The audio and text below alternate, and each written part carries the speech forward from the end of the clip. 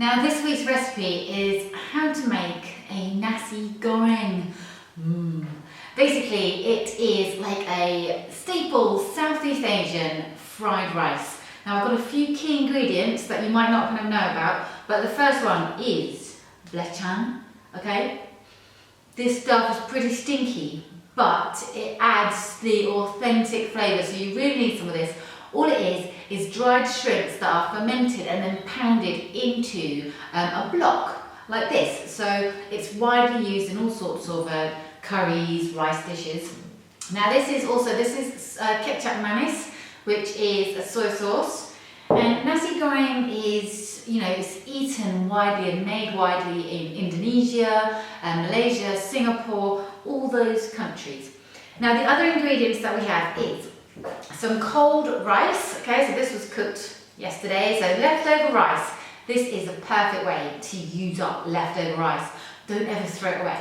I've got 3 cloves of garlic, some chilli, I've got a couple of shallots that I've cut up, and I'm going to add some green kind of beans into mine, so you can add those if you want. I think traditionally a Nasi Goreng is actually very plain and simple, but if you want, you can add things like prawns or shrimps, and you can add chicken if you want to make it into a bit more of a kind of like substantial meal.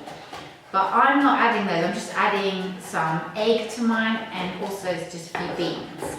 Now if you have a little food processor, you could actually blend all the shallots and the garlic and the chilli into a smooth paste first if you want to.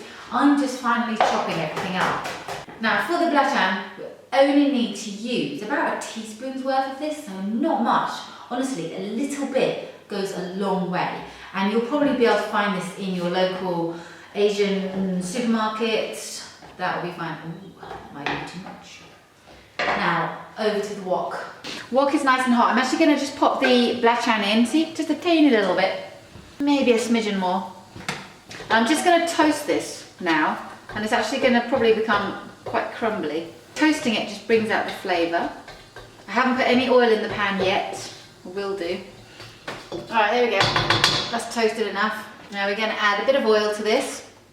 A couple of tablespoons of oil. Now your garlic, chilies, onions, shallots. Now just let these flavours cook together.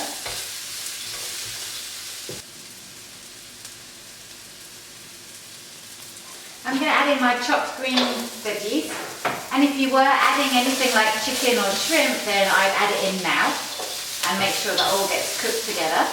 Oh, now I'm going to add my cold rice. Just whack it all in there. Give it a good stir around.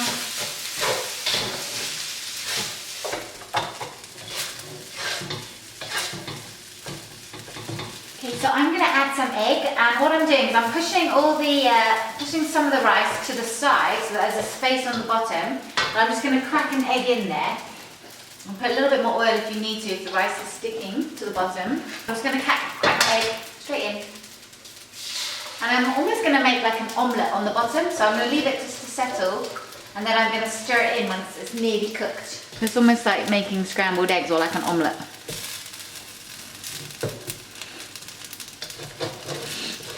Right, once it's nearly cooked like that, you can see now it's turning a different colour. I'm going to mix it all into the rest of the rice.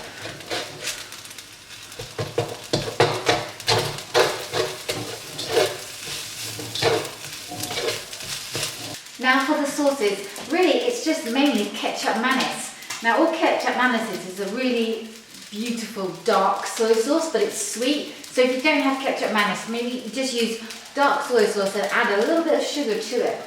Brown sugar preferably. Okay, so it's about a tablespoon's worth. Alright, going in. And now I also like to add a little tiny drop of sesame oil, so about half.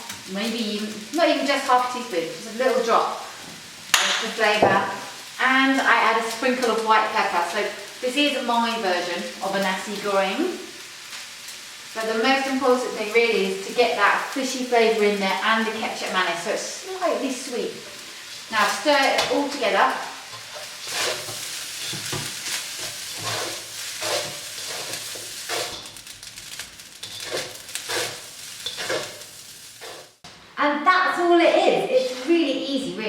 So serve it up. You know, you can. This is actually traditionally a very, very plain dish. I've added some, extra veggies in there, but like I said, you can add chicken or prawns if you want to.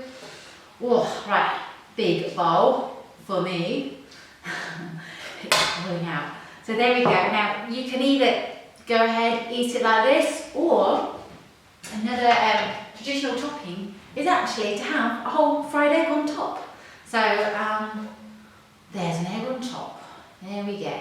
And I like to finish with a sprinkle of some spring onions at the end, because I think spring onions always tend to freshen everything up. So season, have a taste. See.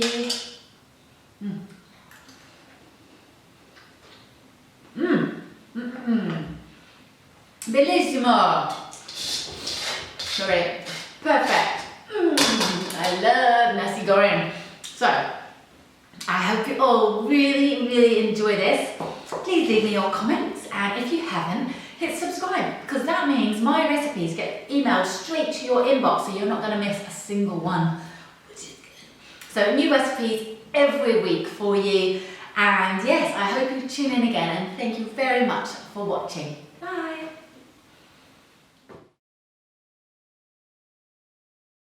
Yeah. Nasi Goreng, Nasi Goreng.